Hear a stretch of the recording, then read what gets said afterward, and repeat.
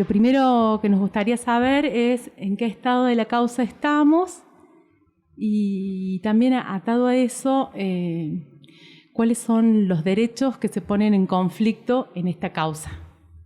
Bueno, la causa está elevada a juicio. Tuvo toda la primera etapa, que es de instrucción, que es una etapa de investigación por parte del juez, donde colecta las pruebas y decide si los imputados tienen que ir a juicio o no. En este caso decidió que tienen que ir a juicio, el fiscal también así lo solicitó y está en etapa, está un poquito frenada la causa porque no hay todavía juez definido, porque hay un conflicto de índole, si se quiere, hasta administrativo, entre cuál de los otros dos jueces de instrucción debe hacer el juicio oral. Cuando esto se defina por parte de la Cámara Federal de Casación Penal, entonces sí ya se va a iniciar propiamente la etapa de juicio. Bueno, a mi juicio, yo creo que lo que está en juego, por supuesto, es el derecho a la protesta, el derecho a manifestarse, el derecho a quejarse. Y esto tiene para mí íntima relación con el sistema democrático. O sea, yo creo que es una causa en la cual no sé si... no tengo claro quiénes perciben realmente la magnitud que tiene el hecho de que se haya procesado y mandado a juicio a estos estudiantes. Que, insisto, para mí toca la fibra íntima de la democracia. Sí, ahí... Claro. Para agregar un poco desde la postura más estudiantil y teniendo como un seguimiento de todo lo que fue eso, yo cuando fue la toma de las facultades y del pabellón y todo lo movido en defensa de la educación pública, que no solo fue un proceso estudiantil, sino que se genera a partir de un paro docente y un no comienzo de clases, porque no se había llamado paritarias, digamos, o sea, el conflicto surge a raíz de otras cuestiones, donde los estudiantes obviamente como la fuerza, digamos, más, si se quiere, más activa en movilización y, digamos, en procesos de lucha, decide llevar adelante estas tomas. Yo era presidenta del centro de estudiantes de mi facultad en ese tiempo y había, digamos, primero que había unanimidad de parte de todo el estudiantado, de todos los centros de estudiantes, incluso de la federación completa, en el marco de la campaña por la defensa por la educación pública, y después obviamente hay una división en cuanto a las medidas que se van tomando, pero eso era parte del proceso, digamos, cada quien va eligiendo de qué proceso quiere ser parte a la hora de, bueno, estar en una situación como esa, que es defender nada menos que la educación pública. Y me parece que entran en juego otras cuestiones que no tienen que ver solamente con la democracia en sí o con las instituciones en sí. Hay, digamos, intereses de parte de sectores universitarios y de sectores de la justicia en, digamos, evitar que estas situaciones de toma se den en la universidad, digamos, y en los espacios universitarios. Y esto tiene que ver con que también, o sea, tenemos un rectorado, que es el rectorado de Hugo Yuri, junto con Yancy, que ya en su mandato, digamos, tuvo 2 tomas del pabellón Argentina particularmente, que es simbólicamente bastante fuerte que eso suceda. Una fue en el 2016 y la otra en el 2018, con esto en defensa de la educación pública, digamos. Y obviamente estos estudiantes que están siendo procesados, imputados y ahora elevados a juicio, son, digamos, si se quiere, como una especie de escarmiento para evitar que esto suceda posterior, digamos. Porque acá lo importante está en que cualquiera de nosotros, digamos, yo personalmente estuve en las tomas de mi facultad y participé del proceso del 2018, de la misma manera que miles de estudiantes. Si se ven las fotos de las asambleas que decidieron las tomas, había millones de personas, digamos, era un montón de gente, a lo largo de todo el tiempo que eso llevó, que fue casi todo el mes de agosto y principios de septiembre. Y cualquiera de nosotros podría estar en la misma situación en la que están los compañeros que hoy están siendo llevados a juicio. ¿Y qué pasa acá? Yo, como representante estudiantil, como secretaria general de la FUC, sí veo actualmente un problema a la hora de pensar cómo llevamos adelante los procesos de lucha en defensa por nuestros derechos y en reclamo por nuestros derechos. Yo hoy, como referente y con un trayecto que ve toda esta situación, no querría llevar adelante una toma porque sabría cuáles son las consecuencias y no pondría en juego, digamos, la integridad de estudiantes a hacer eso, digamos, en este momento porque hay miedo, digamos. Y eso es lo que quieren generar.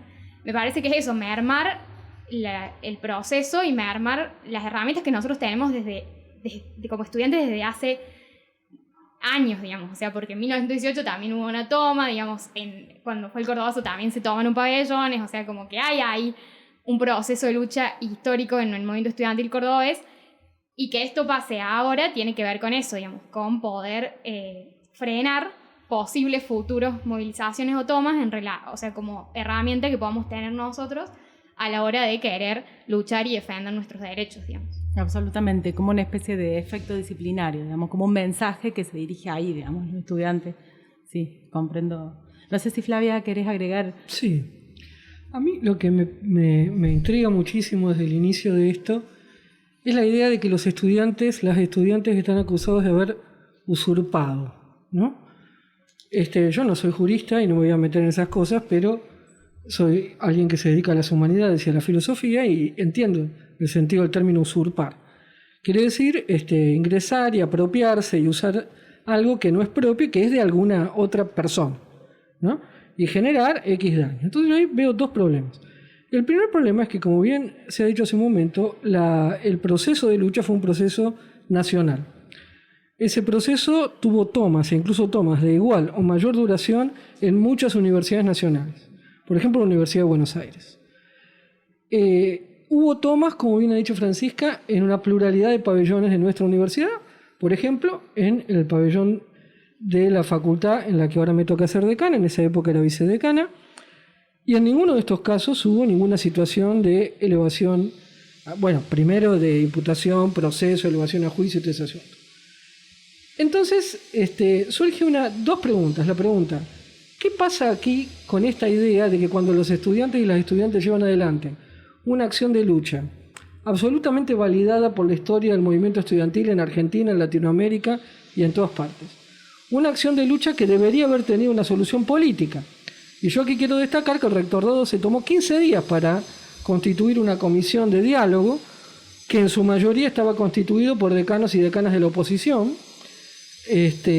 Entonces también hay una responsabilidad cuando hay un conflicto de las partes que están implicadas en hacerse cargo de ese conflicto, hacerse cargo de que la democracia universitaria supone procesos de tensión y de conflicto.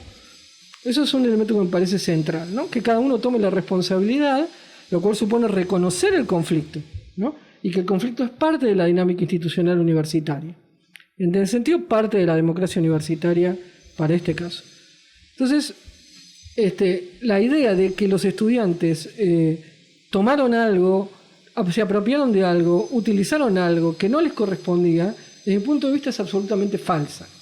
Porque en el juego de la democracia universitaria, hasta donde yo sé, el pabellón argentino no está escriturado a favor de nadie.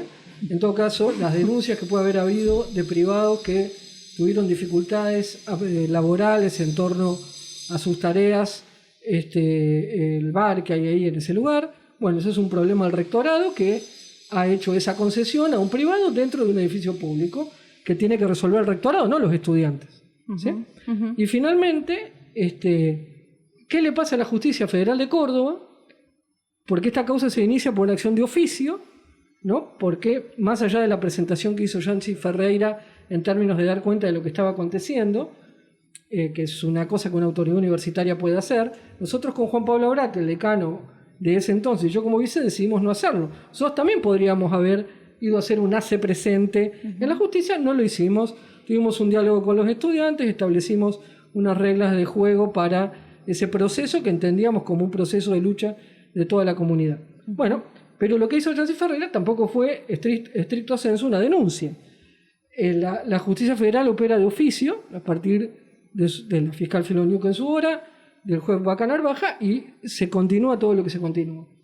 Entonces, también yo me pregunto qué pasa con algunos funcionarios de la justicia federal cordobesa que perciben a una toma en un marco de un conflicto nacional intensísimo como un acto delictivo, cuando además, y con esto cierro, cuando se entrega el pabellón, luego del mes de toma, las autoridades universitarias firman que el pabellón fue entregado en condiciones. Entonces, ¿en qué quedamos?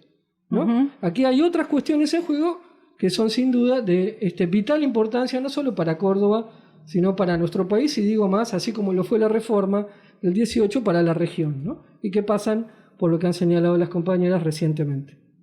Sí, me parece interesante, digamos, esta intervención de las tres, como para ayudarnos a ponernos en contexto, a recordarnos un poco cómo se tejió esta tensión y qué es lo que sigue, digamos, porque me parece que nos sigue convocando hoy a pensar los efectos que no acabaron allá el 18.